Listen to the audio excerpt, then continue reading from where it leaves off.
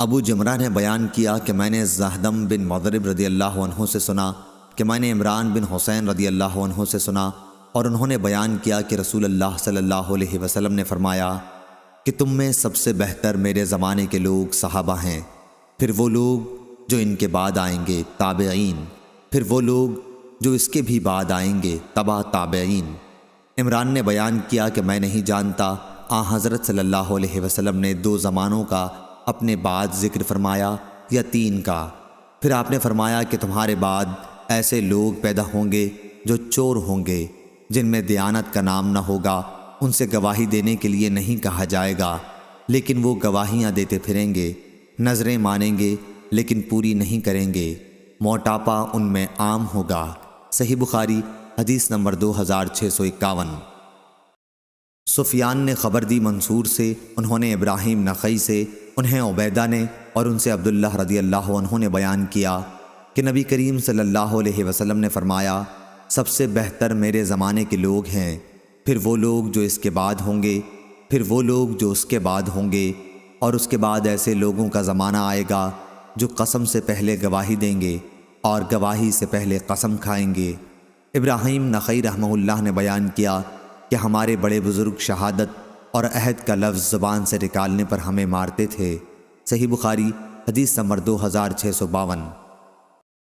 عبداللہ بن منیر نے بیان کیا، کہا ہم نے وہب بن جریر اور عبداللہ بن ابراہیم سے سنا۔ عبداللہ بن منیر نے بیان کیا، کہا ہم نے وہب بن جریر اور عبد الملک بن ابراہیم سے سنا۔ انہوں نے بیان کیا کہ ہم سے شعبہ نے بیان کیا، ان سے عبید اللہ بن ابی بکر بن انس نے، اور ان سے انس رضی اللہ عنہ نے بیان کیا کہ رسول اللہ صلی اللہ علیہ وسلم سے کبیرہ گناہوں کے متعلق پوچھا گیا تو آپ نے فرمایا کہ اللہ کے ساتھ کسی کو شریک ٹھہرانا، ماں باپ کی نافرمانی کرنا، کسی کی جان لینا اور جھوٹی گواہی دینا۔ اس روایت کے مطابق غندر، ابو عامر، بہز اور عبد الصمد نے شعبہ سے کی ہے۔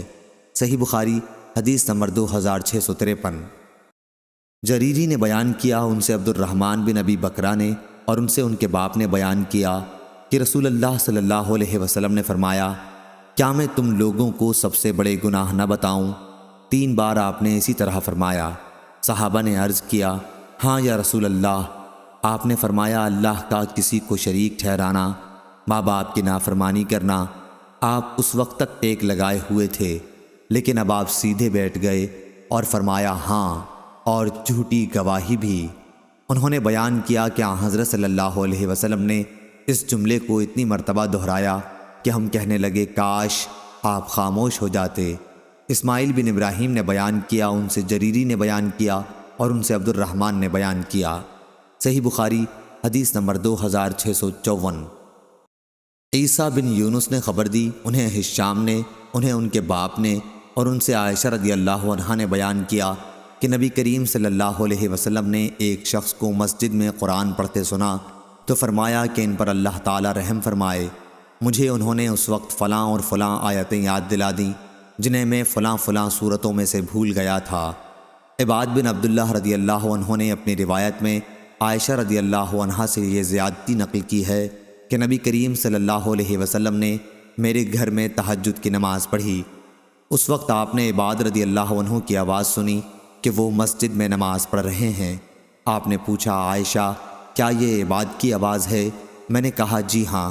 آپ نے فرمایا اے اللہ عباد پر رحم فرما۔ صحیح بخاری حدیث نمبر 2655۔